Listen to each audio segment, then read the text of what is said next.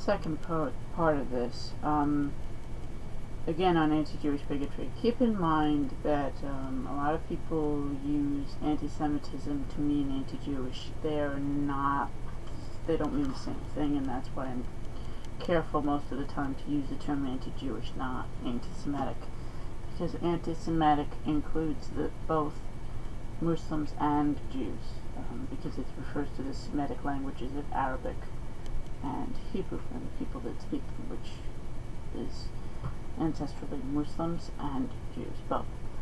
And indeed both the Quran and the Torah and the Talmud are, all of those holy texts are written in the Quran. Technically it's Aramaic, but they're both written in the Semitic languages, which is to say Hebrew and Arabic. And indeed there is at least one Hebrew prayer that is also written in Aramaic. So the languages are extremely similar in terms of Arabic versus Hebrew. Salam versus shalom. It's very similar meanings. Very obviously, you could hear very much similar pronunciation.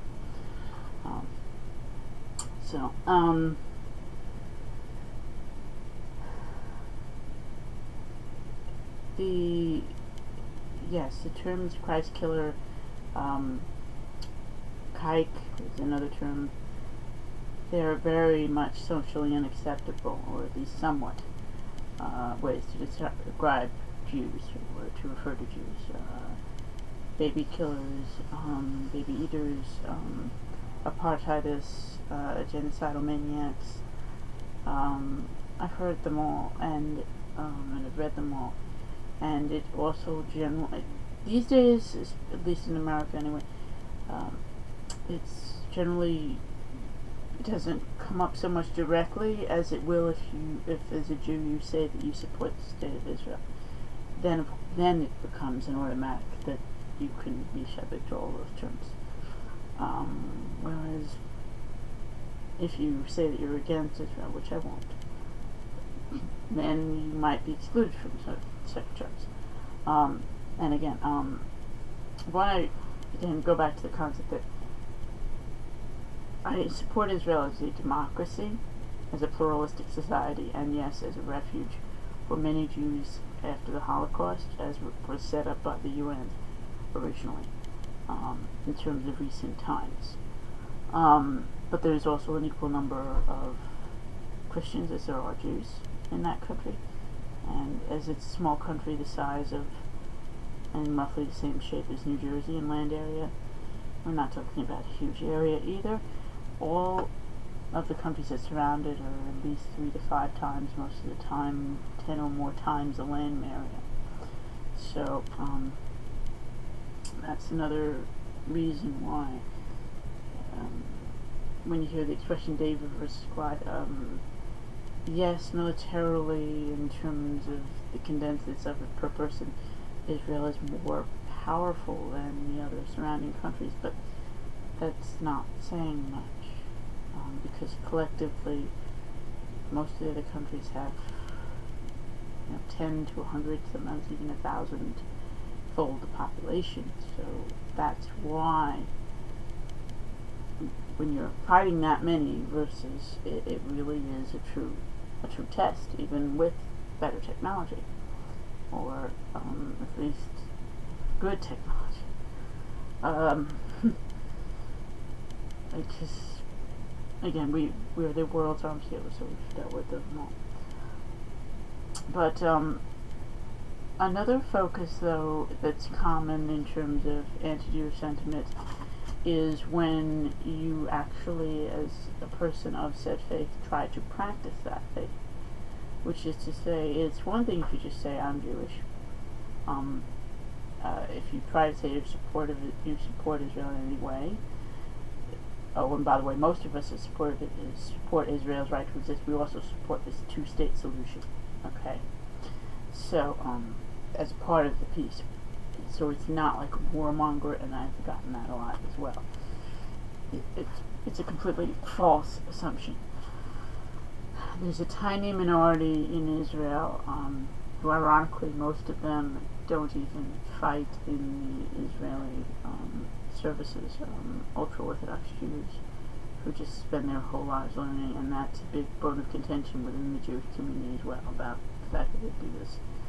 And often they're the people that are in those settlements, and therefore that's what causes a whole lot of the messes. And yet many of those same people that study all their lives, they won't consider someone like me Jewish. And back to the concept of practicing, I'm a Saturday Sabbath observer. I will not work or do volunteer work or paid labor on Saturdays. So it is an exclusionary thing for people to say, hey, we have this event going on, and I find out it's Saturday. I realize I can't do it. So if it's that or nothing, then for the most part, I'm going to say nothing. Bye, and I'm going to leave. And this has gotten into issues because one organization that it really got recently, and I have to push more when I can, is with called Open Primaries in New York City region, at least. I don't think it's statewide office, although I could be wrong. There's only things basically on Saturdays. And I said no, not doing it. And I did this for one of the first Sanders March. I know other Jews that did it, but as a Saturday Sabbath observer, it was too important a thing. I never did it, and I never will do that kind of thing. And again, whenever, therefore, this is an employment limiting thing. And I've gotten people say, "Oh, but you're low income, so you have no business doing that to yourself." And it's like, I don't think you realize it's my religion. I have the right to practice that. Because frankly, my orthopedic conditions are a heck of a lot more limiting than the concept of not being able to work one day a week. They limit me far, far more than that. And as, by the way, does the fact that I don't currently have a vehicle. That's actually also a lot more limiting than the Saturday Sabbath thing. So when I get that limited employment thing, at this point, at least for me, although it's not the case for people that are indeed fully able-bodied, manual labor jobs, it's an issue, okay? Because if any job that says nights and weekends, we won't be able to do it. So we won't even. And again, because jobs have the right to ask for that, we can't then apply for it and ask for change. If it's a 6 to 7 day a week thing, and they don't specifically include Saturdays in it, then as a matter of flexibility, we can ask for it. And indeed, when I was at one of my jobs, I was applying for a second position in the same company. I gave them that one condition, which is to say, I told them, I said, just keep my salary the same as it was in terms of my hourly rate, at least, in terms of an ask for salary. Hourly, my hourly rate, they wanted to know how much did you want per hour. I said, keep it the same, but I knew that this was a place that was open 7 days a week, unlike the previous position. I said, only request, no Saturdays. I do observe the Saturday Sabbath, but if you want me to work a double shift on Sunday, or all the shifts on Sunday, I'll do that with no problem. And often that's what I did. During that job, almost every single Sunday that they were open, which is to say that they had a client there, I pulled and I did all the shifts for that day. That enabled my boss and or a colleague of his to therefore have that, and this was a 4-person workplace, so this is not a big shop. Only one person was needed on at a time, and therefore I was able to take that on, and no problem. I actually enjoyed working that way. and I still do. Yes, it was working 12 hours straight, no problem. Wouldn't have really mattered if it was 16 hours. And indeed, once or twice I had someone that wanted me to come earlier and leave later, so it became a 14-hour day. No big deal. I do indeed therefore work 6 days a week. And therefore it's not a matter of laziness either. Again, with all the pain management issues, again, I do a lot. And then there's a concept of if you try to keep kosher. Again, it's a combination of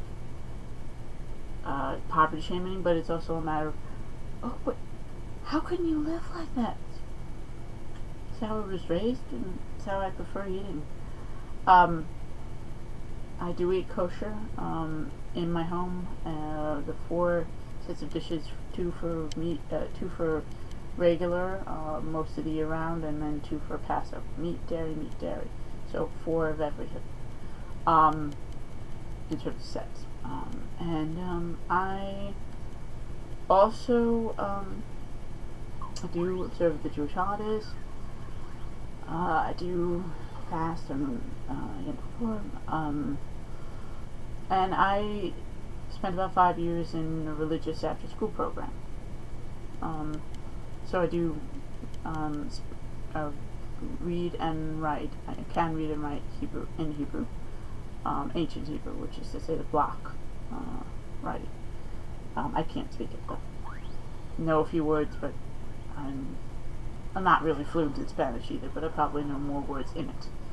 And I was raised conservative egalitarian, so I'm in the middle. But in that regard, during my religious instruction, I learned about feminism. Women and men were counted as part of the minimal prayer group, 10-person called Minyan. So I was taught inclusion. I was one of 4 girls in a class of 17 students. So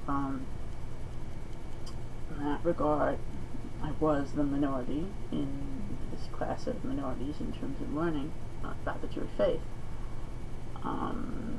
Then I also actually was in something called the Rabbi's Honors class, which was considered more advanced or more serious about learning. So I had a great deal of time in a little bit more of an advanced study during that, for my coming of age bat mitzvah. And I've continued to study on my own ever since then.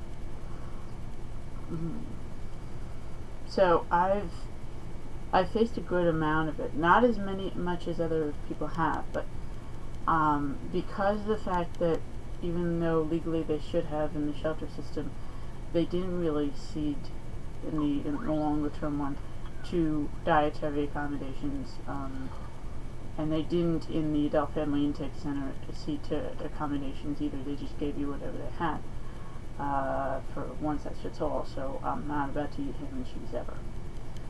And that's one of the reasons that I lost about 40 or 50 pounds during that ordeal. Since then, I've actually gained, I think, about 5 or 10 pounds, which is actually a good thing, because I was starting to get so thin that I was starting to get some skin infections, bed sores and that kind of thing. I have endured it. There was someone that came in with a donation of food, but I thought it was for free, and there was a secular organization, because that would have been the law, but nope. In this case, it was a group of proselytizing Christians who demanded that we stand for a completely Christian prayer, bow our heads, and act as if we actually believed what he was saying, and Jesus is that, Jesus is the other thing, and that created a problem.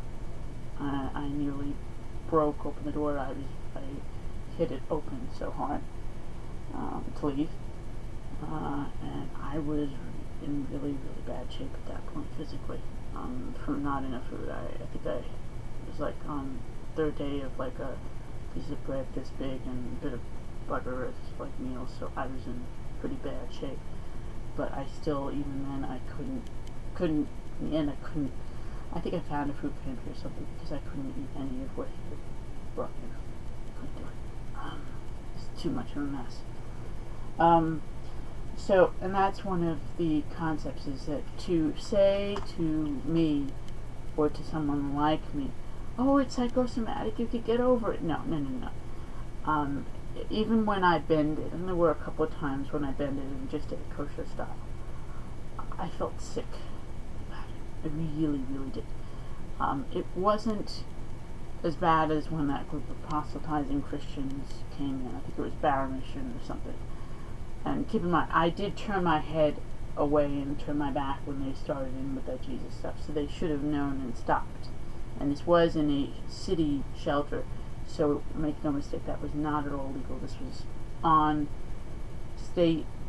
city-funded grounds, and therefore they were not allowed to practice religious discrimination, and that's what they were doing. I faced it a good deal. Not as much, I haven't been under, like, imminent death, like, physical threat. But I really did get sick a bunch of times pretty recently over this. And so I do have a handle on what it is. So, please remember, this is a real issue. Jewish, black, all of our lives matter, and anti-religious bigotry is a real thing. Shalom.